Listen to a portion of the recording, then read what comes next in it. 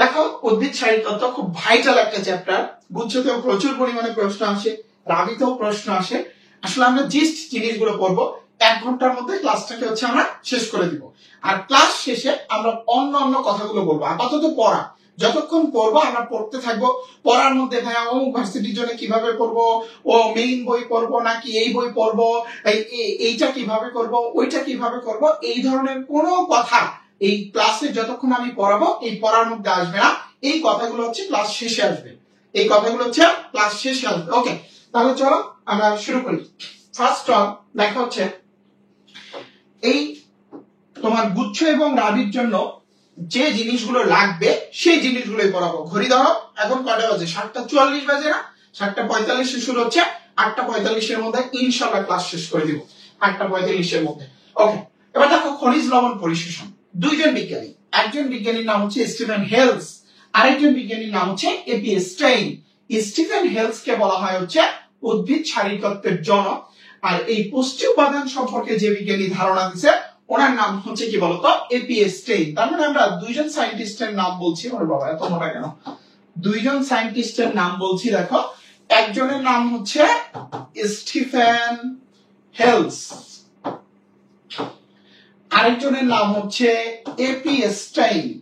তাহলে আমরা Stephen Hales কে বলতেছি উদ্ভিদ শারীরতত্ত্বের জনক, আর এপি স্টেইন কে আমরা বলতেছি যে উদ্ভিদের যে পুষ্টি উপাদানগুলো আছে এই ধারণাটার প্রবর্তক কে বলতো?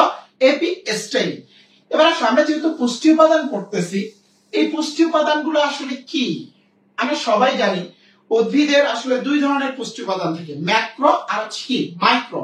আমরা ইন ডিটেইলসে আলোচনা যাব না, একদম টু দা পয়েন্টের কথাবার্তা বলবো যে ম্যাক্রো উপাদান আর কি মাইক্রো উপাদান। তাহলে দেখো, ম্যাক্রো উপাদান বলতে আমরা কি বুঝি? যে উপাদানগুলো উদ্ভিদের জন্য পরিমাণে বেশি লাগে, যে উপাদানগুলো উদ্ভিদের জন্য পরিমাণে বেশি লাগে তাকে কি বলা হয়? ম্যাক্রো উপাদান বলা হয়। যে উপাদানগুলো উদ্ভিদের জন্য পরিমাণে বেশি লাগে তাকে ম্যাক্রো উপাদান বলা হয়। একজনে কমেন্ট করছে সাউন্ড কোয়ালিটি ইমপ্রুভ করা উচিত।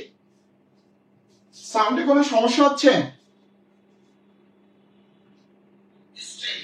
এবার আমরা যেহেতু পুষ্টি উপাদান পড়তেছি, এই পুষ্টি উপাদানগুলো আসলে কি আমরা সবাই জানি। কই সাউন্ডে তো কোনো সমস্যা নাই, ম্যাক্রো আর কি মাইক্রো। এই আমি শুনতেছি ফোন দিয়ে, একদম টু দা পয়েন্ট। সাউন্ডে কি সমস্যা হচ্ছে? কারণ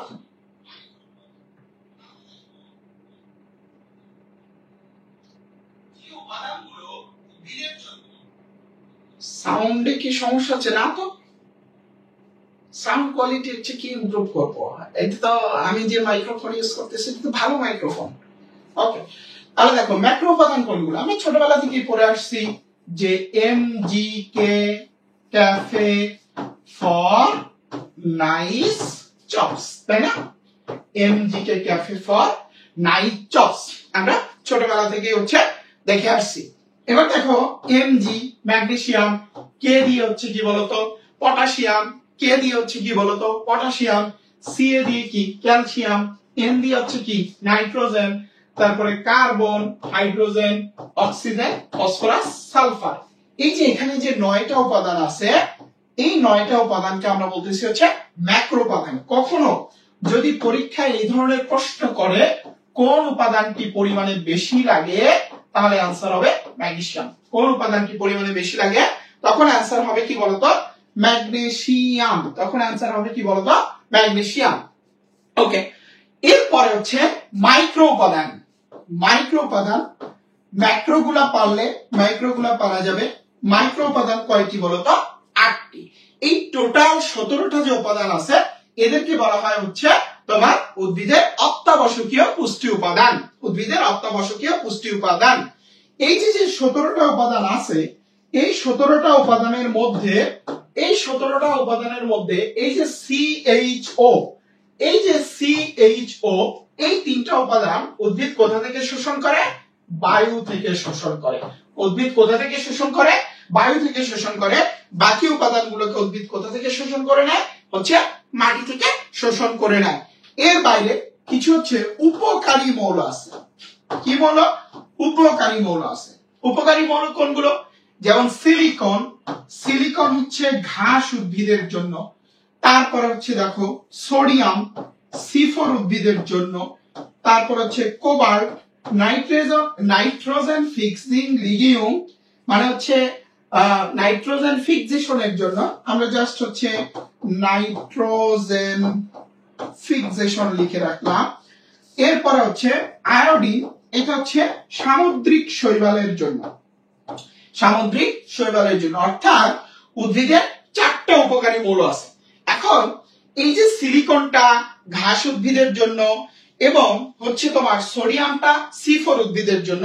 সিলিকনটাকে ঘাস উদ্ভিদের জন্য হচ্ছে ম্যাক্রোমোল বিবেচনা করা হয়, আর সোডিয়ামটাকে C4 উদ্ভিদের জন্য হচ্ছে মাইক্রোমৌল বিবেচনা করা হয়। তাহলে আমরা কি লিখছি বলতো? সিলিকনটাকে ঘাস উদ্ভিদের জন্য ম্যাক্রোমৌল, আর হচ্ছে সোডিয়ামটাকে আমরা হচ্ছে লিখছি যে C4 উদ্ভিদের জন্য কি মৌল? মাইক্রোমৌল বিবেচনা করা হয়। তার মানে আমরা যদি সিলিকন এবং সোডিয়ামকে বিবেচনায় আনি, তাহলে আমাদের টোটাল হচ্ছে অত্যাবশ্যকীয় উপাদান হয়ে যাবে কয়টা? 19টা, যদি আমরা এই দুইটাকে বিবেচনায় আনি। আর এই দুইটা ছাড়া টোটাল অত্যাবশ্যকীয় উপাদান কয়টা বলতো? 17টা। ঠিক আছে, অত্যাবশ্যকীয় উপাদান কয়টা বলতো? 17টা। সো এই যে অত্যাবশ্যকীয় উপাদানগুলো আছে, এই অত্যাবশ্যকীয় উপাদানগুলোর মধ্যে দেখো আমরা জানি যে দুইটা খুব দ্রুত শোষিত হয়, দুইটা কি খুব মন্থর গতিতে শোষিত হয়। সো আমরা যদি একটু লেখার চেষ্টা করি, এভাবে লিখবা পোনা। তোমরা ছোট মাছগুলো কি কি পোনা মাছ বলে না? পোনা মাছ দেখবা খুব দ্রুত চলে, মানুষ দেখা মাত্রই পালানোর চেষ্টা করে। এখান থেকে পড়বা পটাশিয়াম নাইট্রেট। ঠিক আছে, পটাশিয়াম নাইট্রেট পোনা, এখান থেকে কি পড়বা বলতো? Potassium nitrate. আর হচ্ছে কাঁসা, কাঁসা এটা হচ্ছে কি? ক্যালসিয়াম হচ্ছে সালফেট। কাঁসা ক্যালসিয়াম হচ্ছে কি বলতো? সালফেট। সো এই যে হচ্ছে জিনিসগুলো, এদেরকে যদি আমরা ভেঙে ভেঙে লিখি, তাহলে আলটিমেটলি যেটা দাঁড়ায় এরকম দাঁড়ায়। ঠিক আছে, এরকম হচ্ছে দাঁড়ায়, এরকম দাঁড়ায়। এদেরকে যদি হচ্ছে আমরা ভেঙে ভেঙে লিখি, তার মানে হচ্ছে আলটিমেটলি এইরকম দাঁড়ায়। সো এরা হচ্ছে দ্রুত গতি শোষিত হচ্ছে, আর এরা হচ্ছে কি বলতো? মন্থর গতিতে শোষিত হচ্ছে। এরা দ্রুত আর এরা হচ্ছে কি? মন্থর। এরা দ্রুত আর এরা হচ্ছে কি বলতো? মন্থর গতিতে শোষিত হচ্ছে। এই পয়েন্টগুলো মনে রাখবা, এইগুলো থেকে হচ্ছে কিন্তু পরীক্ষায় প্রচুর পরিমাণে প্রশ্ন আসে। এর বাইরে আরেকটা পয়েন্ট মনে রাখতে পারো, যে হচ্ছে তোমার ক্যাটায়ন কয়টা আর হচ্ছে কি বলতো অ্যানায়ন কয়টা। সো তোমরা একটু কমেন্টে জানাও তো, যে হচ্ছে ক্যাটায়ন কয়টা আর হচ্ছে অ্যানায়ন কয়টা। ক্যাটায়ন কয়টা, অ্যানায়ন কয়টা? আমি লিখে দেই দ্রুত ক্লাস নেওয়ার জন্য। ক্যাটায়ন হচ্ছে 10 আর অ্যানায়ন হচ্ছে 60টা। ক্যাটায়ন 10 আর অ্যানায়ন হচ্ছে 60টা। আর তোমাদের বইতে আরেকটা হচ্ছে পয়েন্ট আছে, সেটা হচ্ছে এই যে ফসফরাসটা আছে, এর অভাবে ফুল ও হচ্ছে ফল ঝরে যায়। ফুল এবং হচ্ছে ফল কি বলতো? ঝরে যায়। ফসফরাসের অভাবে হচ্ছে ফুল এবং হচ্ছে কি ঝরে যাচ্ছে বলতো? ফল ঝরে যাচ্ছে। পাতা, ফুল, ফল সবই আর কি। পাতা, ফুল, ফল, পাতা, ফুল এবং হচ্ছে ফল ঝরে যায়। কার অভাবে বলতো? ফসফরাসের অভাবে হচ্ছে পাতা এবং ফুল, ফল ঝরে যায়। আর এই যে পুষ্টি উপাদানগুলো আছে, এগুলো কি? খনিজ লবণ। এগুলো কি? খনিজ লবণ। তাহলে খনিজ লবণ শোষিত হচ্ছে, খনিজ লবণ শোষিত হচ্ছে মূলের অগ্রভাগের কোষ বিভাজন অঞ্চল দ্বারা। মূলের অগ্রভাগের কোষ বিভাজন অঞ্চল দ্বারা পরিশোষণ প্রক্রিয়ায়। মূলের অগ্রভাগের কোষ বিভাজন অঞ্চল দ্বারা পরিশোষণ প্রক্রিয়ায় কি হিসাবে? আয়ন হিসাবে। কি হিসাবে? আয়ন হিসাবে। আর পানি শোষিত হয় সাধারণত হচ্ছে মূলরম দ্বারা। পানি শোষিত হয় কি দ্বারা? মূলরম দ্বারা। কি হিসাবে? অণু হিসাবে। ঠিক আছে, কি হিসাবে? অণু হিসাবে। কোন প্রক্রিয়ায়? অভিস্রবণ প্রক্রিয়ায়। তাহলে আমরা বলছি লবণ শোষিত হয় মূলের অগ্রভাগের কোষ বিভাজন অঞ্চল দ্বারা। কি হিসাবে? আয়ন হিসাবে। কোন প্রক্রিয়ায়? হচ্ছে পরিশোষণ প্রক্রিয়ায়। তারপরে পানি শোষিত হয় কি দ্বারা? মূলের হচ্ছে তোমার মূলরম দ্বারা। কি হিসাবে? অণু হিসাবে। কোন প্রক্রিয়ায়? অভিস্রবণ প্রক্রিয়ায়। শেষ, খনিজ লবণের টপিক শেষ। এই গুচ্ছ এবং নাভির জন্য এতটুকুই ভালো করে পড়ে যাবা। তাহলে 1 নাম্বার টপিকস ক্লিয়ার কিনা? এই যে আমার হাতে লেখা আছে যে আমরা কোন কোন টপিকস পড়বো, আমি হচ্ছে ক্লাস নেওয়ার আগে একটু হচ্ছে লিখে নিছি যে জাস্ট এইগুলো হচ্ছে আমরা পড়বো, আমাদের একটা টপিক শেষ হয়ে গেছে। তো যারা ক্লিয়ার ভাইকে লাভ রিয়াক্ট এবং কমেন্ট করে জানা দাও যে সবাই ক্লিয়ার কিনা। এটা হচ্ছে আমাদের 1 নম্বর টপিকস। এরপর হচ্ছে আমরা 2 নম্বর টপিকসে হচ্ছে চলে যাব। 2 নম্বর টপিকসে চলে যাব। ওকে, এটা সবাই ক্লিয়ার কিনা ভাইকে একটু জানাও, ভাইকে একটু জানাও, দ্রুত দ্রুত দ্রুত দ্রুত ভাইকে একটু জানাও যে এটা সবাই ক্লিয়ার কিনা। ভাইকে লাভ রিয়াক্ট এবং কমেন্ট করে জানাও যে তোমরা ক্লিয়ার কিনা। ওকে ওকে, পরের কনসেপ্ট প্রসেদন। পরের কনসেপ্ট প্রসেদন। ঠিক আছে, আমরা খুব মানে তোমাদের ব্যস্ততার কিছু নাই, মানে অনেক সময় লস হবে, এই হবে সেই হবে, এগুলো ভাবার কোনো কারণ নাই। অনেকে আবার বলবে যে এই সময় এসেও তোমাদের ক্লাস করা লাগে। এখান থেকে মনে রাখো, তুমি যেহেতু চান্স পাচ্ছ না, দ্যাটস ওয়াই তোমার ক্লাসের প্রয়োজন আছে। তুমি যদি তোমার যদি সবকিছু পড়াই থাকতো, সবকিছু যদি কভার করাই থাকতো, তাহলে অলরেডি তোমার চান্স হয়ে যেত। সো তোমার ক্লাসের প্রয়োজন আছে। ঠিক আছে, তোমাকে যে যাই বলুক না কেন, তোমাকে যে যাই বলুক না কেন, তুমি মনে রাখো যে তোমার ক্লাসের প্রয়োজন আছে। সো তোমাকে ক্লাস করতে হবে। ওকে, এবার যেটা করতে হবে, এই যে ক্লাসে আমি যা পড়াচ্ছি, শুধুমাত্র আমি যা পড়াচ্ছি, এগুলো সুন্দর করে নোট করবা খাতার মধ্যে। নোট করে এটা বায়োলজি ক্লাস ফেসবুক গ্রুপে পোস্ট দিবা। যার নোটটা সুন্দর হবে সে 200 টাকা করে পাবে প্রত্যেক দিন। প্রত্যেকটা ক্লাসে যার নোট সুন্দর হবে একজন করে বিজয়ী ঘোষণা করব। সে পাবে কত টাকা করে বলতো? 200 টাকা করে। প্রত্যেক দিন হচ্ছে নোট পোস্ট করবা। কত টাকা করে পাবা? 200 টাকা করে পাবা। যার নোটটা হচ্ছে সুন্দর হবে। ঠিক আছে, যার নোটটা সুন্দর হবে সে হচ্ছে 200 টাকা করে পাবা। হচ্ছে তোমার হেডিং লিখবা জিএসটি টার্গেট 20 ডেজ, চ্যাপ্টারের নাম লিখবা, তোমার নাম লিখবা, কলেজের নাম লিখবা, লিখে পোস্ট করে দিবা। জিএসটি টার্গেট 20 ডেজ, তোমার নাম, চ্যাপ্টারের নাম, মানে চ্যাপ্টারের নাম, তোমার নাম, কলেজের নাম লিখে বায়োলজি ক্লাস গ্রুপে পোস্ট করে দিবা আজকে রাতের মধ্যেই। যারটা সুন্দর হবে সে পরের ক্লাসে, আগামীকাল ক্লাসে হচ্ছে বিজয়ীর নাম ঘোষণা করা হবে 200 টাকা। এভাবে প্রত্যেক দিন ক্লাসে যার নোট সুন্দর হবে সে 200 টাকা করে পাবে। যার নোট সুন্দর হবে সে 200 টাকা করে পাবে। ওকে, এবার আসো আমরা কথাবার্তা বলি যে হচ্ছে প্রসেদন নিয়ে, তাই না? উদ্ভিদ থেকে 2 প্রক্রিয়ায় পানি বের হয়। উদ্ভিদ থেকে 2 প্রক্রিয়ায় পানি বের হয়। পানি যদি উদ্ভিদ থেকে বাষ্প আকারে বের হয়, পানি যদি উদ্ভিদ থেকে বাষ্প আকারে বের হয় এবং সেটা পত্ররন্ধ্র দিয়ে বের হয়, সেটা পত্ররন্ধ্র দিয়ে বের হয়, সেই প্রক্রিয়াটাকে বলা হয় প্রসেদন। সেই প্রক্রিয়াটাকে কি বলা হয়? প্রসেদন। পানিটা যদি তরল আকারে বের হয় এবং সেটা যদি পানি পত্ররন্ধ্র বা হাইড্রোথোর, পানি পত্ররন্ধ্র বা হাইড্রোথোর দিয়ে বের হয়, সেই প্রক্রিয়াটাকে বলা হয় গাটেশন। তার মানে পানিটা হচ্ছে 2 ভাবে উদ্ভিদ থেকে বের হইতে পারে। একটা হচ্ছে কি বলতো তোমার প্রসেদন আকারে, আর একটা হচ্ছে কি গাটেশন আকারে। সো এই চ্যাপ্টারের পড়া হচ্ছে কি আমাদের বলতো প্রসেদন। ওকে, এই প্রসেদনকে বিজ্ঞানী কার্টিস বলছে নেসেসারি ইভিল বা প্রয়োজনীয় অমঙ্গল। কেন বলছে? যে একটা উদ্ভিদ যে পরিমাণ পানি গ্রহণ করে তার 1% পানি কাজে লাগায় আর 99% পানি শেষ হয়ে বের করে দেয়। যে একটা উদ্ভিদ যে পরিমাণ পানি গ্রহণ করে তার 1% পানি কাজে লাগায় আর 99% পানি হচ্ছে সে বের করে দেয়। বুঝতে পারছো? এই কারণে বিজ্ঞানী কার্টিস কি বলছে বলতো? প্রয়োজনীয় অমঙ্গল বলছে।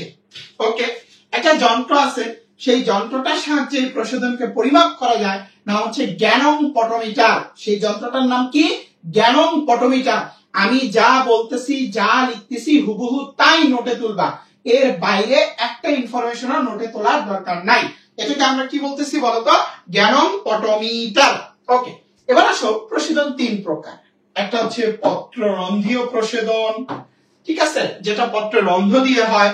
তারপরে হচ্ছে ত্বকীয় প্রসেদন, এরপর হচ্ছে লেন্টিকুলার প্রসেদন। লেন্টিকুলার প্রসেদন স্বাভাবিকভাবেই আমরা জানি যে পত্ররন্ধ্রই হচ্ছে কি, মানে পাতাই হচ্ছে প্রসেদনের প্রধান অঙ্গ। এই কারণে সবচেয়ে বেশি পরিমাণে প্রসেদন সংঘটিত হয় কোথা দিয়ে? পত্ররন্ধ্র দিয়ে। এটা হচ্ছে 95 থেকে 98%। আর এটা হচ্ছে তোমার 2 থেকে 5%, আর লেন্টিকুলার প্রশোধন হয়ে থাকে সাধারণত কি বলতো 1%। এবার এই যে পত্ররন্ধ্রটা আছে, এই যে এটা হচ্ছে একটা রন্ধ্র, মাঝখানে যেটা থাকে, এর দুই পাশে হচ্ছে এরকম দুইটা হচ্ছে রক্ষী কোষ, এই রক্ষী কোষের সাইড দিয়ে এরকম কি বলতো সহকারী কোষ, রক্ষী কোষের সাইড দিয়ে এরকম হচ্ছে কি সহকারী কোষ। তার মানে একটা পত্ররন্ধ্রের হচ্ছে তিনটা গঠনে তিনটা অংশ পাই, রন্ধ্র, রক্ষী কোষ, সহকারী কোষ। কৃষিতে আসছিল, আমি আগেও পড়াইছি এগুলো, কৃষিতে আসছিল। সো এই তিনটা অংশ নিয়ে কি একটা পত্ররন্ধ্র গঠিত হয়। এই যে রক্ষী কোষ, এদের মধ্যে হচ্ছে ক্লোরোপ্লাস্ট অবস্থান করে, এই রক্ষী কোষের মধ্যে হচ্ছে কি ক্লোরোপ্লাস্ট হচ্ছে অবস্থান করে। সাধারণত হচ্ছে পত্ররন্ধ্রগুলো সংখ্যা প্রত্যেক বর্গ সেন্টিমিটারে 1000 থেকে তোমার হচ্ছে 60,000 হয়ে থাকে, প্রত্যেক বর্গ সেন্টিমিটারে 1000 থেকে হচ্ছে 60,000 হয়ে থাকে। এবং পত্ররন্ধ্রটা সকাল 10টা থেকে 11টা, বিকাল 2টা থেকে 3টা, এই টাইমে পূর্ণ খোলা থাকে।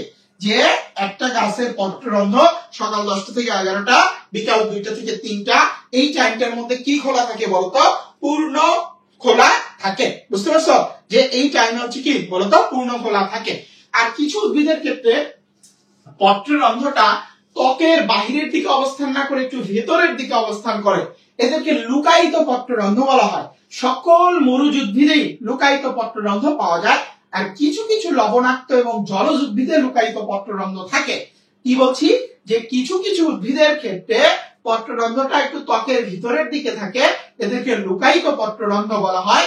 সকল মরুজ উদ্ভিদে লুকায়িত পত্ররন্ধ্র থাকে, কিছু কিছু জলজ উদ্ভিদ, কিছু কিছু লবণাক্ত উদ্ভিদে লুকায়িত পত্ররন্ধ্র হচ্ছে পাওয়া যায়। তো মরুজ উদ্ভিদের ক্ষেত্রে যেটা হয়, পত্ররন্ধ্রগুলো রাতে খোলা দিনে বন্ধ, রাতে খোলা দিনে বন্ধ, রাতে খোলা এবং হচ্ছে কি বলতো দিনে বন্ধ, রাতে খোলা এবং হচ্ছে কি দিনে বন্ধ। ওকে, এবার আসো পত্ররন্ধ্র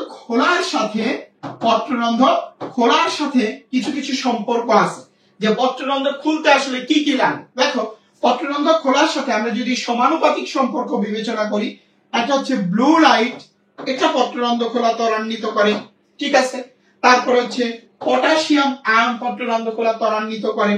তারপরে হচ্ছে তোমার হচ্ছে potassium ion, blue light, pH এর ভ্যালু যখন হচ্ছে 7 হয়, এই পয়েন্টগুলো লিখে নাও যে পত্ররন্ধ্র খোলা কে কে ত্বরান্বিত করে। পিএইচ এর ভ্যালু যখন হচ্ছে 7 হয়, তখন পত্ররন্ধ্র খোলা কি বলতো ত্বরান্বিত হয়। তারপরে শর্করার পরিমাণ, এগুলো পত্ররন্ধ্র খোলা ত্বরান্বিত করে। পরীক্ষায় কিন্তু প্রচুর পরিমাণে আসে যে নিচের কোনটি পত্ররন্ধ্র খুলতে ভূমিকা পালন করে। Blue light, potassium ion, pH এর ভ্যালু 7 এবং হচ্ছে শর্করা, এই জিনিসগুলো পত্ররন্ধ্র খোলা হচ্ছে ত্বরান্বিত করে, এই জিনিসগুলো পত্ররন্ধ্র খোলা হচ্ছে ত্বরান্বিত করে। ওকে, এই জিনিসগুলো হচ্ছে আমরা এখান থেকে হচ্ছে শিখলাম, এই জিনিসগুলো হচ্ছে এখান থেকে শিখলাম। ও এখানে 10,000 হয়ে গেছে না, এটা 10,000 না, এটা 1,000, আমি মুখ দিয়ে বলছি ঠিকই, 1,000 থেকে হচ্ছে 60,000। এই জিনিসগুলো হচ্ছে আমরা প্রশোধন থেকে মনে রাখবো। মনে রাখার পর এরপরে আমরা এখান থেকে কিছু সংজ্ঞা পড়বো, অভিস্রবণের সংজ্ঞা, ব্যাপনের সংজ্ঞা, ঠিক আছে। এই দুইটা সংজ্ঞা দেখো, অভিস্রবণ তারপরে হচ্ছে কি ব্যাপন, অভিস্রবণ তারপরে হচ্ছে কি বলতো ব্যাপন, অভিস্রবণ তারপরে হচ্ছে কি ব্যাপন। এরপরে আমরা যেটা করব সেটা হচ্ছে ইমবাইবিশন। ইমবাইবিশনটা সবচেয়ে বেশি ইম্পর্টেন্ট, পরীক্ষা অনেক সময় প্রশ্ন দেয় যে শুষ্ক বীজের পানি শোষণ প্রক্রিয়া কিংবা বীজ অঙ্কুরোদ্গমের সময় কোন প্রক্রিয়ায় পানি শোষণ করে। শুষ্ক বীজের পানি শোষণ প্রক্রিয়া বা বীজ অঙ্কুরোদ্গমের সময় কোন প্রক্রিয়ায় পানি শোষণ করে হচ্ছে এই জিনিসগুলো মনে রাখবা। তোমার যদি বিশ্বাস না হয় আমার ক্লাসটা করবা, ক্লাস শেষে এই চ্যাপ্টার থেকে গুচ্ছ রাবির কোশ্চেন গুলা মিলাবা, দেখবা ঘুরে ফিরে রাবি যেমন তেমন, রাবিতে একটু বাহিরে পাবা, বাট গুচ্ছের ম্যাক্সিমাম প্রশ্নই দেখবা এই আমি ক্লাসে যা পড়াচ্ছি এইগুলো থেকেই হচ্ছে চলে আসতেছে, ঠিক আছে। ক্লাসে যা পড়াচ্ছি এইগুলো থেকেই হচ্ছে আলটিমেটলি হচ্ছে চলে আসতেছে। তাহলে আমরা ইমবাইবিশন সম্পর্কে এক্সট্রা কি বললাম, যে এইটা হচ্ছে শুষ্ক বীজের পানি শোষণ প্রক্রিয়া এবং বীজ অঙ্কুরোদ্গমের সময় এই প্রক্রিয়ায় পানি শোষণ করে। এবার ভাইয়া নোট কে জিতবে? নোট হচ্ছে, নোট যে সুন্দর লিখবে সে জিতবে না, নোট সেই জিতবে যদি কারো হাতের লেখা খারাপও হয় আমি ক্লাসে যা বলছি সকল তথ্য যে পুঙ্খানুপুঙ্খভাবে নোট করবে তারাই জিতবে। যে নোট লিখতে গিয়ে মামার বাড়ির গল্প, দাদির বাড়ির গল্প, নানার বাড়ির গল্প, খালার বাড়ির গল্প লিখবে, ওই সকল নোট বিজয়ী হবে না। একদম টু দা পয়েন্টে নোট লিখতে হবে। আমি যা বলছি এইগুলো যাদের নোটে পাবো তাদের নোটগুলোই হচ্ছে বিজয়ীর আওতাভুক্ত হবে, তাদের নোটগুলোই হচ্ছে বিজয়ীর আওতাভুক্ত হবে। আর আমরা ক্লাস শেষে নোট দিব, আমরা নোট দিতে একটু লেট হবে, ক্লাস শেষে সাথে সাথে পাবা না, একটু পরে পাবা। আর তোমাদের যে নোট পোস্ট করার কথা ওইটা হচ্ছে গ্রুপে পোস্ট করবা। ওকে, তাহলে আমাদের প্রশিক্ষণ শেষ। এই পর্যন্ত সবাই ক্লিয়ার কিনা? ওকে, এই পর্যন্ত সবাই ক্লিয়ার কিনা? ভাইকে একটু লাভ রিয়াক্ট এবং কমেন্ট করে জানাও। দেখো কত দ্রুত একটা জটিল চ্যাপ্টার তোমার গুচ্ছ এবং রাবির জন্য রিভিশন হয়ে যাচ্ছে, কত দ্রুত। খেয়াল করছো কত দ্রুত? যারা গুচ্ছের জন্য পড়াশোনা করতেছো তারা যদি এই চিন্তা করো যে তুমি রাবির পরে গুচ্ছের জন্য পড়াশোনা শুরু করবা, তাহলে আলটিমেট অনেক লেট হয়ে যাবে, আলটিমেটলি অনেক লেট হয়ে যাবে। বুঝতে পারছো? অনেক লেট হয়ে যাবে। ওকে ওকে, এই পর্যন্ত সবাই ক্লিয়ার কিনা? হ্যাঁ, এই পর্যন্ত সবাই ক্লিয়ার কিনা? ভাইকে একটু লাভ রিয়াক্ট এবং কমেন্ট করে জানায় দাও যে এই পর্যন্ত তোমরা সবাই হচ্ছে ক্লিয়ার। ওকে ওকে ওকে, এরপরে চলো আমরা পরের টপিক সালোক সংশ্লেষণ। এর পরের টপিক হচ্ছে কি বলতো? সালোক সংশ্লেষণ। হ্যাঁ, সালোক সংশ্লেষণ। আর নোট দেওয়া হবে বায়োলজি ক্লাস টেলিগ্রাম চ্যানেলে। এই কমেন্টে দেখো টেলিগ্রাম চ্যানেলের লিংক দেওয়া আছে, টেলিগ্রাম চ্যানেলে হচ্ছে জয়েন হয়ে যাবা, ওখানে হচ্ছে আমরা নোট দিয়ে দিব। ঠিক আছে, টেলিগ্রাম চ্যানেলে জয়েন হয়ে যাবা, ওখান থেকে হচ্ছে আমরা নোট দিয়ে দিব তোমাদেরকে। ওকে, এবার আসো সালোক সংশ্লেষণ। ওকে, তো সংজ্ঞাটা পড়বা। তোমরা তো ছোটবেলা থেকে সালোক সংশ্লেষণের সংজ্ঞা পড়ে আসতেছো, তাই না?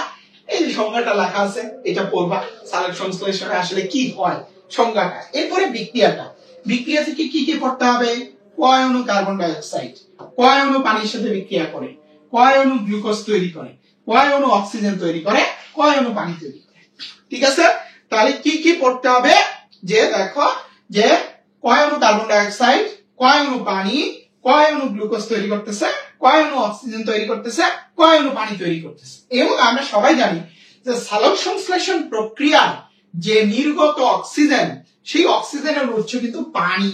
ঠিক আছে, এই যে অক্সিজেনের সোর্স, ঠিক আছে, অক্সিজেনের সোর্স হচ্ছে কিন্তু কি বলতো? পানি। এটা কয়েকজন বিজ্ঞানী রবিন হিল, ভ্যান নিল, স্যামুয়েল রুবেন এবং কামেন এই বিজ্ঞানীগুলো এটাকে প্রুভ করছে। সেখানে একটা পরীক্ষাতে তারা তেজস্ক্রিয় অক্সিজেনের আইসোটোপও কিন্তু ইউজ করছে, অক্সিজেন 18। ঠিক আছে, আরেকজন সালোক সংশ্লেষণকারী ব্যাকটেরিয়ার ক্ষেত্রে এটাকে প্রমাণ করছে। তার মানে সালোক সংশ্লেষণ প্রক্রিয়া নির্গত অক্সিজেনের উৎস হচ্ছে কি বলতো? পানি। ঠিক আছে, অক্সিজেনের উৎস হচ্ছে কি বলতো? পানি। সো এই বিক্রিয়াটা মনে রাখবা। এরপর আসো যে সালোক সংশ্লেষণের উপকরণ কি। আসলে সালোক সংশ্লেষণ হইতে গেলে কি ক্লোরোপ্লাস্ট লাগবে, আর ক্লোরোপ্লাস্টের প্রধান অঙ্গ কি? সবুজ পাতা। এটা নিয়ে এখান থেকে আর আমরা কথা বলবো না। ওকে, এটা ইম্পর্টেন্ট। রঞ্জক পদার্থ, সালোক সংশ্লেষণের হচ্ছে রঞ্জক পদার্থ। এক্সাম কিভাবে দিবা? প্রত্যেকটা এক্সাম রাত 10টায় শুরু হয়, 10টায় শুরু হয়ে পরের দিন দুপুর 2:30টা পর্যন্ত চলে। আর কিভাবে দিবা এটা আমি ক্লাস শেষে দেখায় দিব। এখন একটু ধৈর্য ধরে ক্লাস করো, ক্লাস শেষে দেখায় দিব, অথবা বায়োলজি ক্লাসের পেজে মেসেজ দাও, বায়োলজি ক্লাসের পেজে মেসেজ দাও, অথবা আমি ক্লাস শেষে দেখায় দিব। পড়ানোর মাঝে ওইদিকে আমরা না যাই। ওকে, এবার আসো রঞ্জক পদার্থ। দেখো 3 ধরনের রঞ্জক পদার্থ পাওয়া যায়। এটা হচ্ছে ক্লোরোফিল, ক্যারোটিনয়েডস, ফাইকোবিলিন। ক্লোরোফিল, ক্যারোটিনয়েডস, তারপর হচ্ছে কি বলতো? ফাইকোবিলিন। ওকে, এবার দেখো ক্লোরোফিল এ, ক্লোরোফিল এ এর কালার কি? হলদে সবুজ। আর ক্লোরোফিল বি এর কালার কি? নীলাভ সবুজ। তোমরা সবাই জানো যে ক্লোরোফিল এ থাকে কত? 75%, আর ক্লোরোফিল বি থাকে কত বলতো? 25%। তোমরা অনেক সময় কালারটা নিয়ে প্যাচ লাগাও যে কোনটা হলদে সবুজ, কোনটা নীলাভ সবুজ, এটা প্যাচ লাগে। নো প্যাচ। এই দেখো ক্লোরোফিল বি, বি মানে কি? ব্লু। বি মানে কি? ব্লু। বি মানে কি? ব্লু। তার মানে ক্লোরোফিল বি এর কালার কি? নীলাভ সবুজ। ক্লোরোফিল বি এর কালার কি? নীলাভ সবুজ। তারপরে দেখো ক্লোরোফিল বি এবং ক্যারোটিনয়েড কে সহযোগী পিগমেন্ট, এই যে ক্যারোটিনয়েড নিচেরটা, ক্যারোটিনয়েড কে সহযোগী পিগমেন্ট বা অ্যান্টেনা কমপ্লেক্স বলে।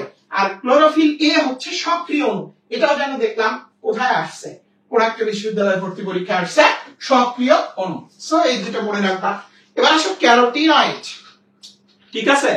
এই ক্যারোটিন আর জ্যান্থোফিল, ক্যারোটিনের কালার হচ্ছে কমলা, জ্যান্থোফিলের কালার হচ্ছে হলুদ। ক্যারোটিনের কালার হচ্ছে কি কমলা, আর হচ্ছে জ্যান্থোফিলের কালার কি বলতো হলুদ। এই দুইটা কে মিলে একত্রে বলা হয় ক্যারোটিনয়েড। এই দুইটাকে মিলে একত্রে বলা হয় কি বলতো ক্যারোটিনয়েড। এগুলো লাগবে না কিন্তু, আমি যা পড়াচ্ছি শুধু এইটুকু, এগুলোকে বলা হয় ক্যারোটিনয়েড। তারপর কি ফাইকোবিলিন, এখানে দুইটি জিনিস থাকে, ফাইকোসায়ানিন এবং হচ্ছে ফাইকোইরেথ্রিন। তোমরা পড়ছো না? এরিথ্রোসাইট মানে কি লৌহিত রক্ত কণিকা, এখানে কি আছে ইরেথ্রিন, তার মানে এটার কালার কি লাল। ফাইকোসায়ানিন শেষে কি আছে নীল, তার মানে এটার কালার কি নীল। শেষে কি আছে নীল, তার মানে এটার কালার কি নীল, এটার কালার কি বলতো নীল।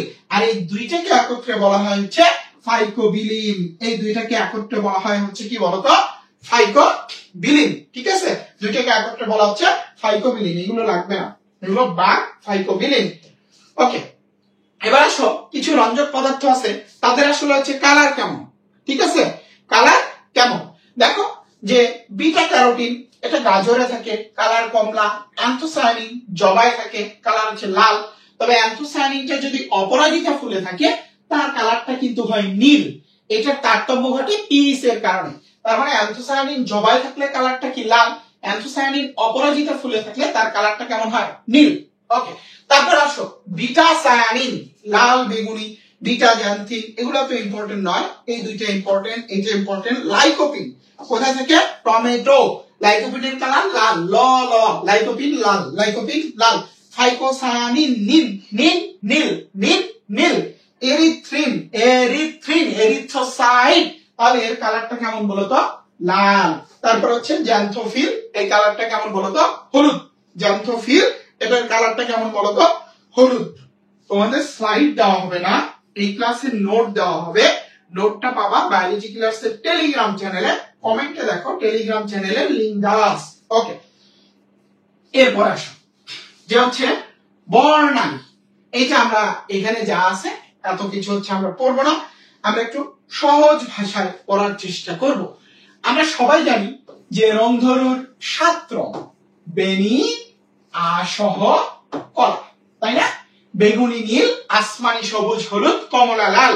বেনি আসহ কলা, বেগুনি নীল আসমানি সবুজ হলুদ কমলা লাল, বেনি আসহ কলা। এদের যে তরঙ্গ দৈর্ঘ্যটা আছে সেটা হচ্ছে 390 থেকে 760 ন্যানোমিটার। এটা তোমাদের বায়োলজি বইয়ের ইনফরমেশন, 760 ন্যানোমিটার এই তরঙ্গ দৈর্ঘ্য। এবার দেখো এই 7টা আলো থেকে 4টা আলো সালোক সংশ্লেষণে বেশি ব্যবহৃত হয়। সেই 4টা আলোর নাম হচ্ছে বেনি কলা।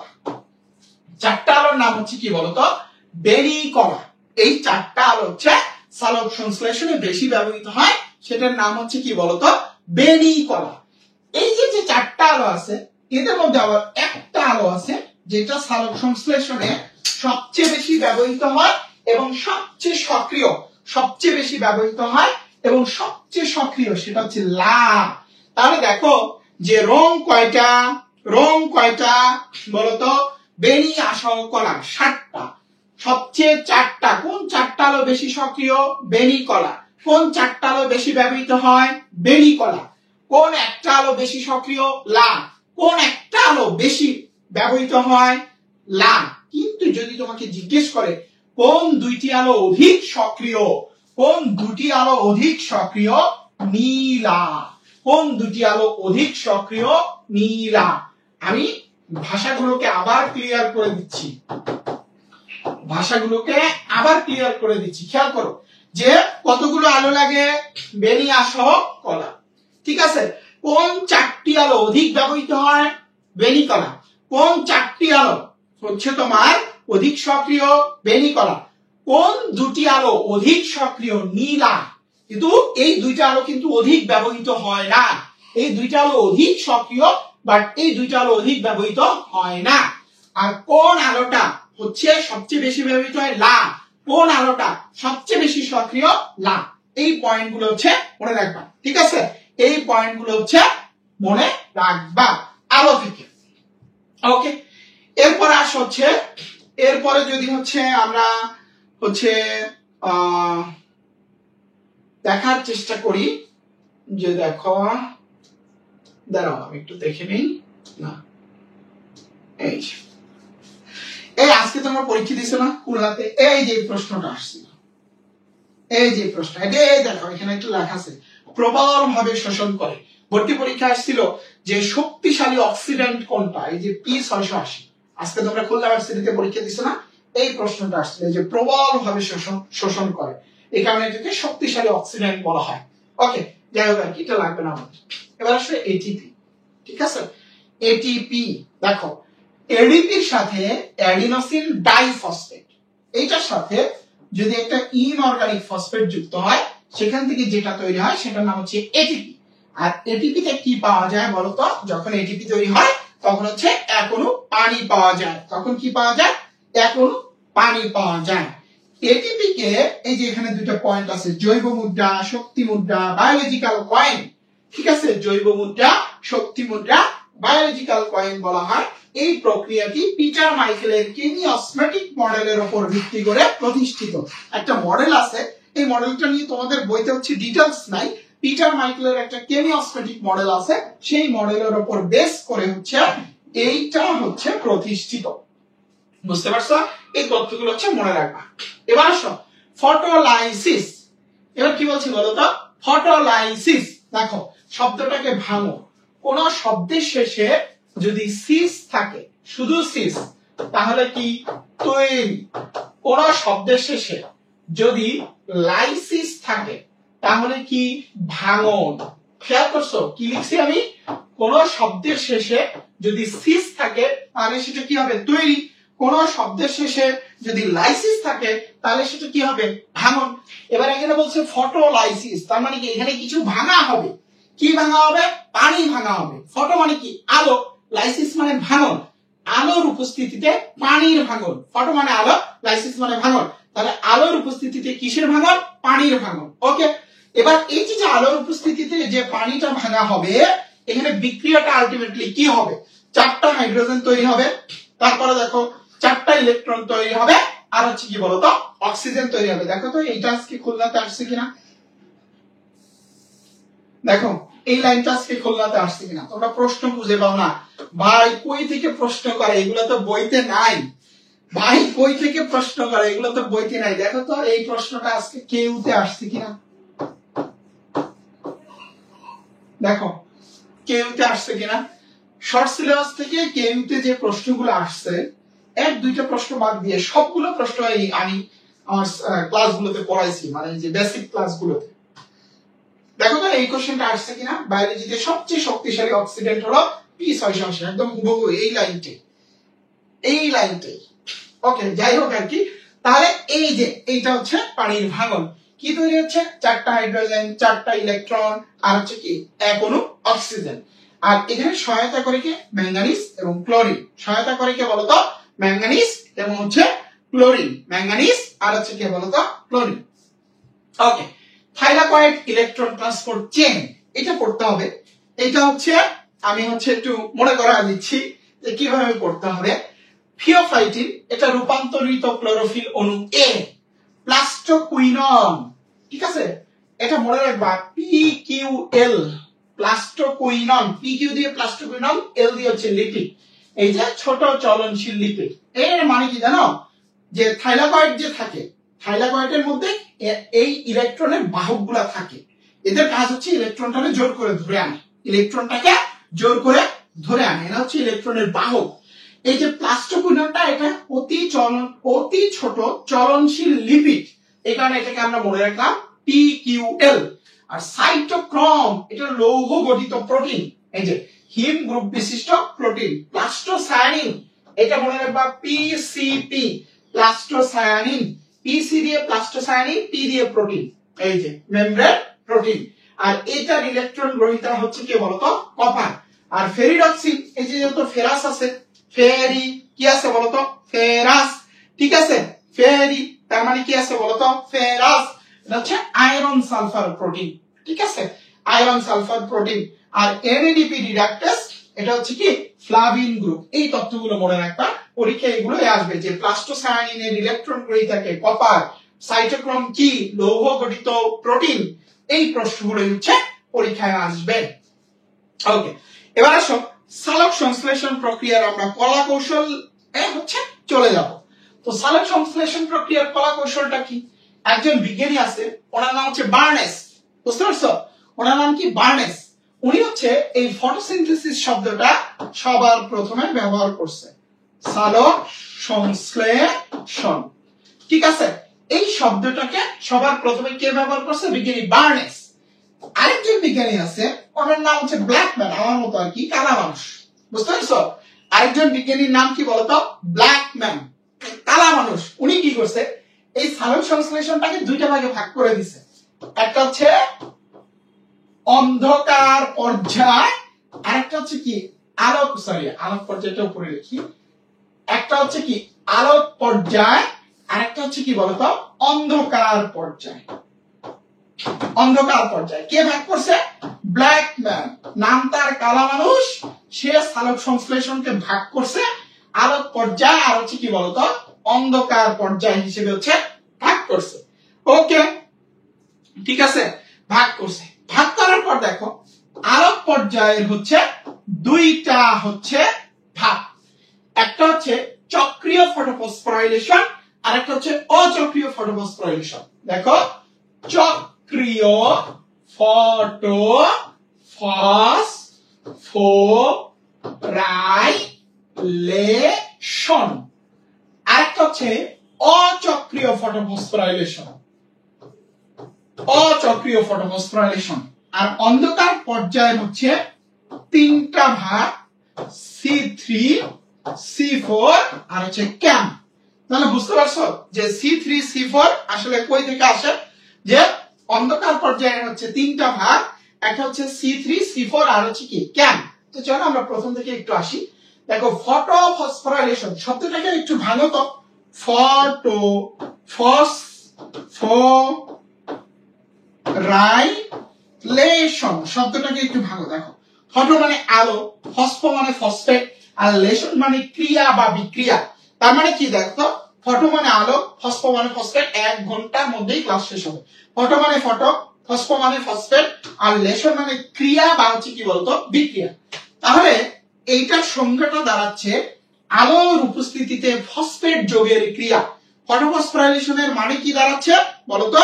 যে আলোর উপস্থিতিতে ফসফেট যোগের ক্রিয়া, আলোর উপস্থিতিতে ফসফেট যোগের ক্রিয়া, এটাকে আমরা বলতেছি হচ্ছে ফটোফসফোরাইলেশন। এবার দেখো আলোর উপস্থিতিতে ফসফেট যুক্ত হয়ে কি তৈরি করে? এটিপি তৈরি করে। কি তৈরি করে? এটিপি তৈরি করে। তাহলে আলোর উপস্থিতিতে ফসফেট যুক্ত হয়ে কি এটিপি তৈরি করে। তার মানে চক্রীয় ফটোফসফোরাইলেশনেও এটিপি তৈরি হবে, অচক্রীয় ফটোফসফোরাইলেশনেও কি এটিপি তৈরি হবে। উভয় বিক্রিয়াতে উভয় চক্রে একটা করে এটিপি তৈরি হবে। চক্রীয়তেও একটা এটিপি, অচক্রীয়তেও একটা এটিপি। পার্থক্য কি? চক্রীয় ফটোফসফোরাইলেশনে ফটোসিস্টেম অন হতে উৎক্ষিপ্ত ইলেকট্রন নানান জায়গা ঘুরে ফিরে ফটোসিস্টেম অনেই চলে আসে, কিন্তু অচক্রীয় ফটোফসফোরাইলেশনের ক্ষেত্রে ফটোসিস্টেম 2 হতে উৎক্ষিপ্ত ইলেকট্রন ফটোসিস্টেম 2 তে ফিরে না এসে ফটোসিস্টেম অনে চলে যায়। তার মানে চক্রীয় ফটোফসফোরাইলেশনের ক্ষেত্রে কি বুঝলাম? ফটোসিস্টেম অন হতে উৎক্ষিপ্ত ইলেকট্রন নানান জায়গায় ঘুরে ফটোসিস্টেম অনে আসে, আর হচ্ছে অচক্রীয়তে ফটোসিস্টেম 2 হতে উৎক্ষিপ্ত ইলেকট্রন ফটোসিস্টেম 2 তে ফিরে না এসে ফটোসিস্টেম অনে চলে যায়। ওকে, এতটুকু ভালো করে মনে রাখো। ওকে, এতটুকু মনে রাখো। ওকে, এবার হচ্ছে অন্ধকার পর্যায়ে C3, তারপর হচ্ছে কি বলতো C4 আর হচ্ছে কি ক্যাম সাইকেল। এগুলো নিয়ে হচ্ছে আমরা একটু কথা বলবো। যে C3 এটা আবিষ্কার করছে বিজ্ঞানী হচ্ছে কেলভিন এবং ব্যাসাম এবং তার সহযোগীরা। কেলভিন, ব্যাসাম, তার সহযোগীরা কোন উদ্ভিদে আবিষ্কার করছে? এটা C3 চক্রটা হচ্ছে তোমার শৈবালে আবিষ্কার করছে। এটার আরেকটা নাম হচ্ছে কেলভিন চক্র। C4 টা আবিষ্কার করছে হ্যাস এবং স্ল্যাক। এটা হচ্ছে ইক্ষু উদ্ভিদ হচ্ছে আবিষ্কার করছে হ্যাস এবং হচ্ছে কি স্ল্যাক। আর ক্যাম হচ্ছে ক্রাইসোলিয়ান অ্যাসিড মেটাবলিজম। এটাকে আমরা শেষ করে দেই ক্যামটাকে এখানে। ক্যাম হচ্ছে ক্রাসুলিয়ান অ্যাসিড মেটাবলিজম, এর প্রথম স্থায়ী পদার্থ 4 কার্বন বিশিষ্ট অক্সালোঅ্যাসিটিক অ্যাসিড এবং ক্রাসুলেসি গোত্র নামক একটা গোত্র আছে উদ্ভিদের, এই গোত্রে এই চক্রটা সংগঠিত হয়। ক্যাম চক্রটা কোন গোত্রে সংগঠিত হয়? ক্রাসুলেসি নামক একটা গোত্র আছে, সেই গোত্রে সংগঠিত হয়, এই কারণে এটার নাম হচ্ছে ক্যাম সাইকেল। এই চক্রের প্রথম স্থায়ী পদার্থ 4 কার্বন বিশিষ্ট অক্সালোঅ্যাসিটিক অ্যাসিড এবং হচ্ছে প্রথম কার্বন ডাই অক্সাইড গ্রহীতা ফসফোইনাল পাইরুভেট মানে C4 এর মতো। তাহলে ক্যাম উদ্ভিদের एग्जांपल কি কি? ক্যাকটাস, আনারস, অর্কিড, খেজুর। ক্যাকটাস, আনারস, অর্কিড, খেজুর, পাথরকুচি। ক্যাকটাস, আনারস, অর্কিড, খেজুর, পাথরকুচি। ক্যাকটাস, আনারস, অর্কিড, খেজুর, পাথরকুচি। এগুলো হচ্ছে কি বলতো? ক্যাম উদ্ভিদের एग्जांपल। ওকে, এবার আসো আমরা C3 আর হচ্ছে C4 নিয়ে হচ্ছে আমরা কথাবার্তা বলি। ঠিক আছে, একটা ম্যাজিক দেখাবো তোমাদেরকে এখন একটা। ঠিক আছে, তাহলে দেখো আমরা এই ইরেজারটা না কেন, এবার চলো আমরা হচ্ছে ম্যাজিকটা দেখি। ওকে, এবার দেখো আমরা এদের মধ্যে পার্থক্যটা করব, C3 আর হচ্ছে C4। এখানে আমরা লিখলাম C3 আর হচ্ছে এখানে লিখলাম হচ্ছে কি বলতো C4, এবং এখানে আমরা হচ্ছে একটা ম্যাজিক দেখব। C3 উদ্ভিদের ক্ষেত্রে এক ধরনের কোষ থাকে, মেসোফিল কোষ, মানে C3 উদ্ভিদের ক্লোরোপ্লাস্টে শুধুমাত্র মেসোফিল কোষ থাকে। C4 এর ক্লোরোপ্লাস্টে মেসোফিল এবং হচ্ছে বান্ডল শীট, মেসোফিল এবং বান্ডল শীট, এই দুই ধরনের কোষ থাকে। তার মানে C3 তে কোষ থাকে এক ধরনের, C4 এ কোষ থাকে কয় ধরনের বলতো? দুই ধরনের। কোষ বা হচ্ছে কি বলতো, কোষ বা হচ্ছে কি বলতো তোমার হচ্ছে কি বলে ক্লোরোপ্লাস্ট। ঠিক আছে, কোষ বা হচ্ছে ক্লোরোপ্লাস্ট। আচ্ছা, যারা বল এই পর্যন্ত দুইজন বলছো যে সাউন্ড কোয়ালিটি ভালো না, সাউন্ড কোয়ালিটিতে কি সমস্যা?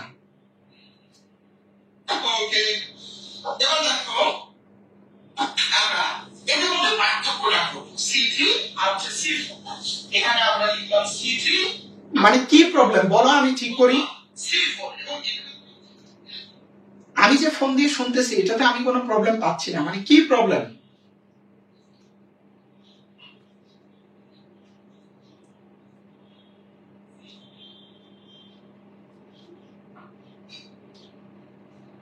মানে সাউন্ডে কি প্রবলেম হচ্ছে আমাকে বলো, আমি ঠিক করতেছি। কি প্রবলেম সাউন্ডে?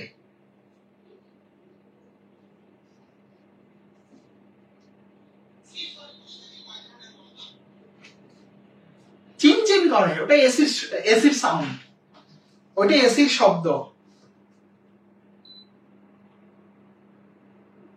ওটা এসির শব্দ।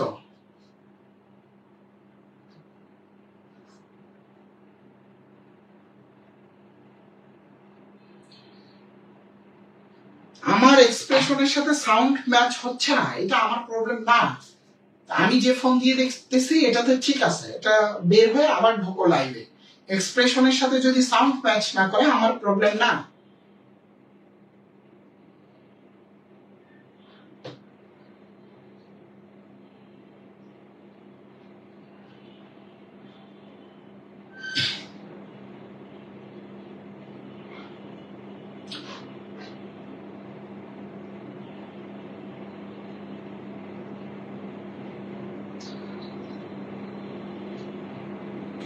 সাউন্ডটা অনেক চিকন সুর শোনা যাচ্ছে। ফোনের সাউন্ডটা কমে না, তাহলেই তো হয়। আর আমার গলা তো মোটা না,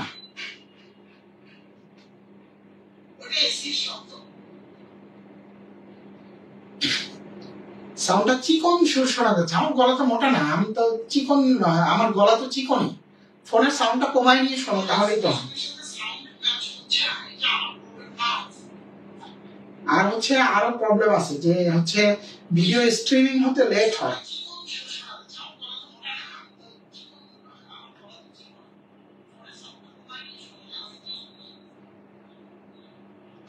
আর এসির হালকা একটা শব্দ যাচ্ছে, এটা আমি জানি।